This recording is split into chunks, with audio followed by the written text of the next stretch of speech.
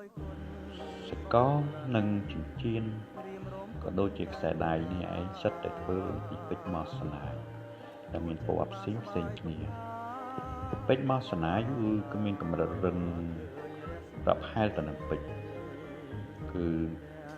92.5% ពេជ្រ 100% កម្រិតរឹងពាក្យថាកម្រិតរឹងមានន័យថា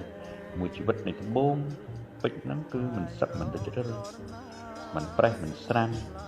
ហើយអាចឆ្កូតនឹងដំបូងដែលមានលក្ខណៈទន់ជាងវាបានដោយងាយដែលវាមិនមានប៉ះពាល់នឹងដំបូងនឹងឡើយស្នាមនៅលើដំបូងឡើយពេជ្រម៉ាស្នាយមាន